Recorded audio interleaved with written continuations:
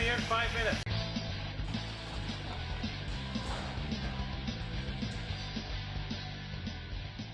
The topic in the news today is people being in the ditch in their car loans. In other words, their car has not enough values compared to what they owe. And we have Jim Matthews with us from Leasebusters to talk about that. Jim, how does that happen?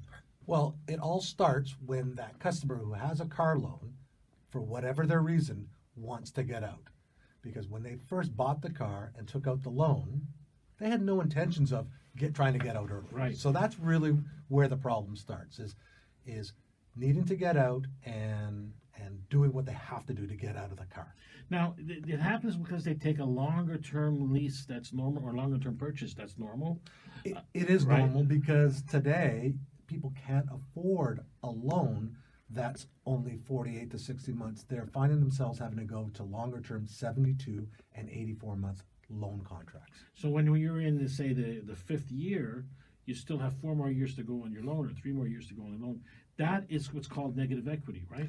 Yes, negative equity is the difference between what you owe on your loan versus what the wholesale or trade-in value is. So, for example, you may owe on your 3-year-old car $22,000. The wholesale value on that car may only be $14,000. Right. So the difference between $22,000 and $14,000, which is $8,000, is the negative equity. And that's very common, by the way. So they will take that $8,000 and they will add it on to the purchase price of the replacement vehicle, and now they're in the ditch already as soon as they start making payments. Exactly. What happens is when a customer wants to get out or has to get out of this particular loan to get into a new vehicle, that's what the dealer is compelled to do. So in other words, there's an $8,000 spread. They take whatever factory incentive money, because there's always factory incentive money that could be $1,000, $2,000, sometimes up to $4,000. Right. They take that plus whatever's remaining, they then add into the new loan. But even so, they're still, to your point, adding the $8,000, because if that loan wasn't there, the customer would have received the $4,000 additional discount.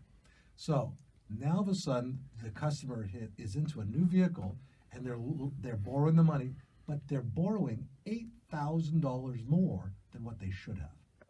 So why is this? Is this a trend that people don't know the price but actually just know the payment?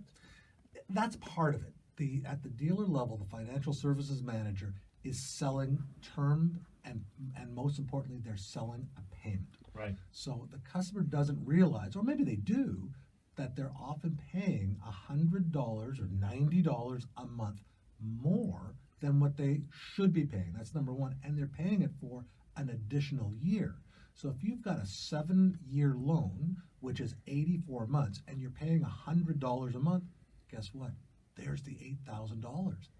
84 months times $100 is $8,400, and that's how they're able to absorb that negative equity. So in layman's terms, they're actually paying off 2 cars.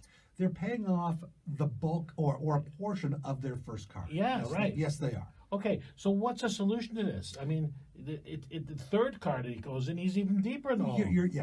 You're almost beat to do that again. Yes. And you're almost compelled to have to keep that car for that 7 or 8 years. And by the way, that's okay. I mean, people aren't buying cars knowingly to trade them in 3 or 4 years. They're just not doing that. But our world is so fast moving, and our employment prospects and opportunities change so often that sometimes people lose a job, or they get a new job, or they have to take a different job, they get downsized. Change is always happening. When change happens, that's when people need or have to think about getting out of that particular car. They're not doing this on purpose. I can guarantee So this that. is something your company will do. What we'll do first and foremost is we'll try to find someone to take over that payment. Yep. Or we'll work with this customer to try to help them sell that car first, rather than get the negative equity or the lease deficiency absorbed into the new car. So they walk in knowing where they stand versus Exactly.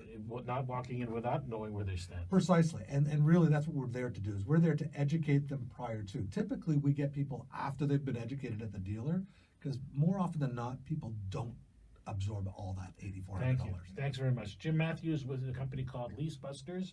You can find it on the web at leasebusters.ca, or just have a look at the bottom here and you'll see that it's Leasebusters.